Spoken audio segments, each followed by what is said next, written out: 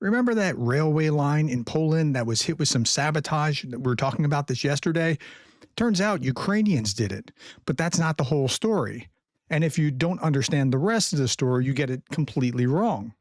My name is Darren Gerdes. It is Tuesday, November 18th, 2025, and this is what's happening right now. So yesterday we read this, that a blast hits the Warsaw-Lublin rail line, a key route for moving military aid to Ukraine. It goes from Warsaw down into Ukraine.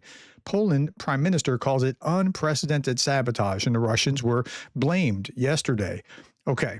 Institute for the Study of War said the saboteurs recently damaged at least 2 segments of a Polish railway on a route to Ukraine. The rail line explosions come against the backdrop of Russia's intensifying Phase Zero campaign to destabilize Europe, undermine NATO's cohesion, and set the political, informational, and psychological conditions for a potential future Russian war against NATO. So that's the backdrop of what's going on. And there have been many operations, as you can see on this map. This is the Russian Phase Zero operations in Europe map, all the places that have been hit across many countries, or where there's been some kind of drone or other operation in that country.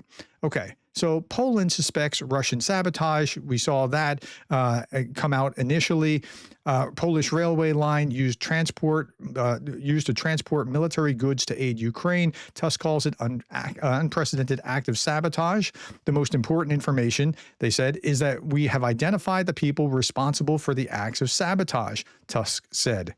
In both cases, we are sure that the attempts to blow up the rails and railway infrastructure violation were intentional and that their aim was to cause a railway traffic catastrophe. And that could have been. Here's the line. It goes from Warsaw down into Ukraine, as I just said. Poland's prosecutors have qualified the sabotage as T, and you know what I mean by T, saying it could have been carried out on the behest of a foreign power. Quote, Russia is accused of all manifestations of the hybrid and direct war that is taking place, Kremlin spokesperson Dmitry Peskov said in an interview with a reporter on Russian state television. In Poland, let's say, everyone is trying to run ahead of the European locomotive in this regard. And Russophobia, of course, is flourishing there. It's Russophobia. That's what's causing this.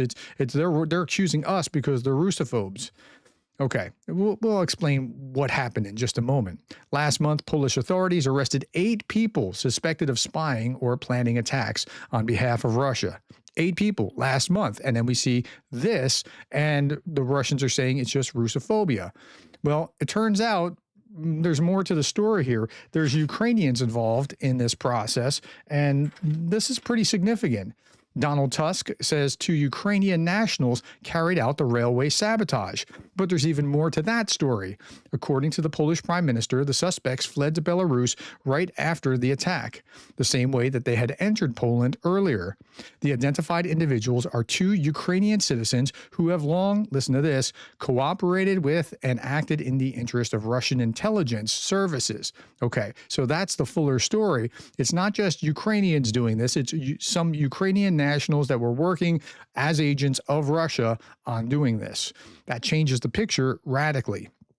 Polish Prime Minister Donald Tusk confirmed in Parliament that 2 Ukrainian nationals long linked to Russian intelligence carried out the recent railway sabotage. One was previously convicted for sabotage in Lviv. The other is from Donbas.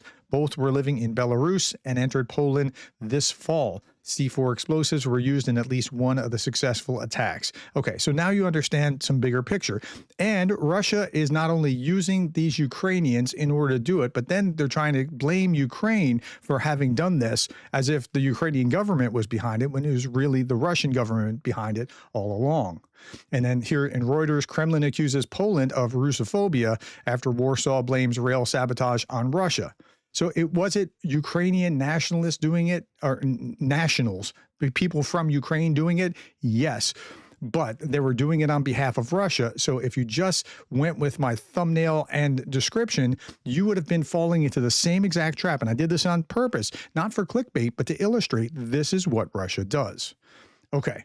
Meanwhile, Zelensky has announced a new round of high-level diplomacy with critical negotiations set for November 19th in Turkey, where Trump's special envoy Steve Witkoff is also expected to join. However, I'm not sure what's going to exactly happen here because the Russians are saying they're not actually coming. So I don't know how this is going to go.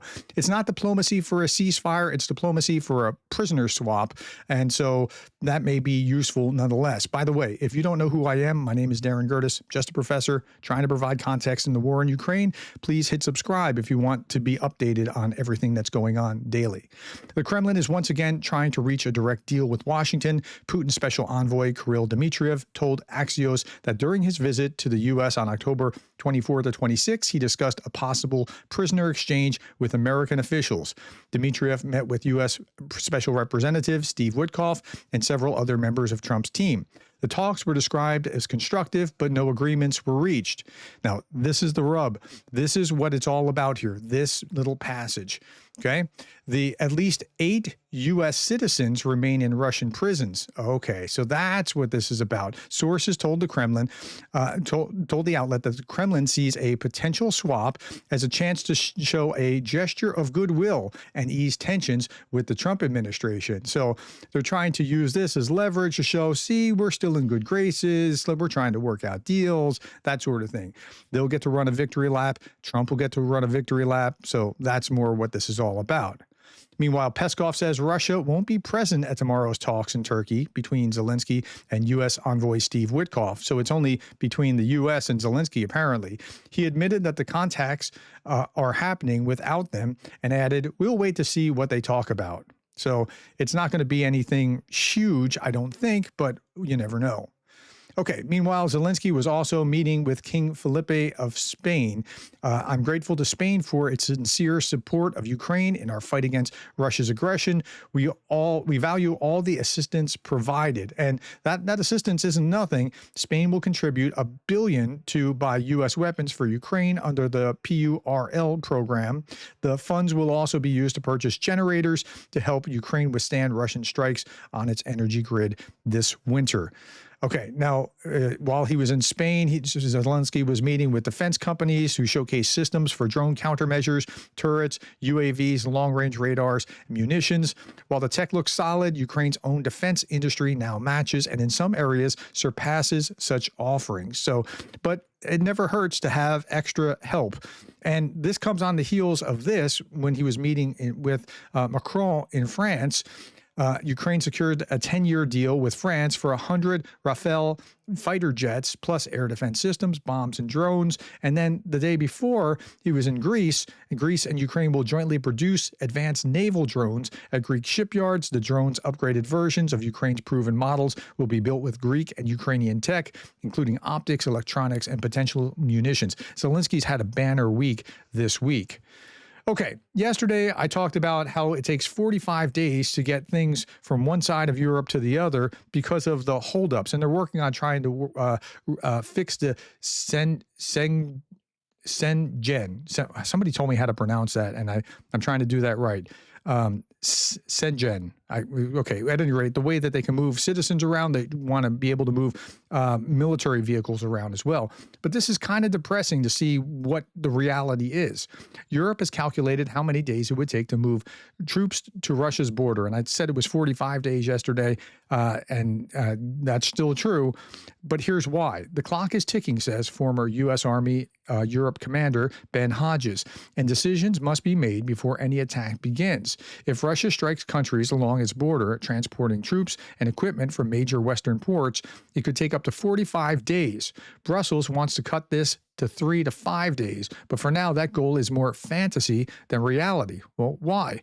Well, the main obstacle is civilian infrastructure. Bridges can't handle heavy armor. EU railways aren't standardized. Every country has its own rules.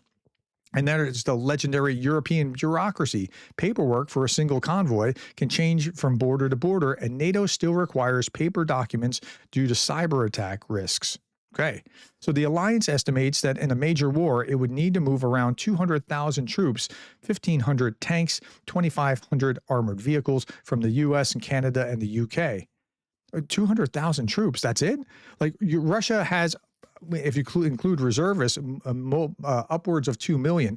And so they have like 700,000 or so in Ukraine alone. 200,000, that's what we're talking about? Yeah. So that's the real picture of what they could do, what their capabilities are right now. Okay. In other news, Trump is ready to sign a bill imposing the toughest sanctions on Russia, but only if he retains the authority to make the final decisions. There's nothing new to that. Okay, it's the same bill proposed by Senators Lindsey Graham and Blumenthal, the 500% tariffs, but they're edging closer to it. And again, Trump wants to have the final say so that he can wield this however he sees fit. I understand if you're saying, well, or not wield it at all. I get that. I understand. Just this is what we know.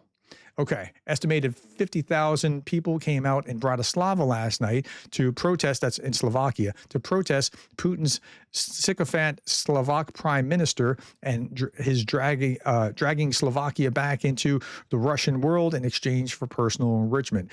Apparently, the Slovaks are maybe a little bit more than over this. Like this is some interesting pictures, right? Like that's a pretty big crowd.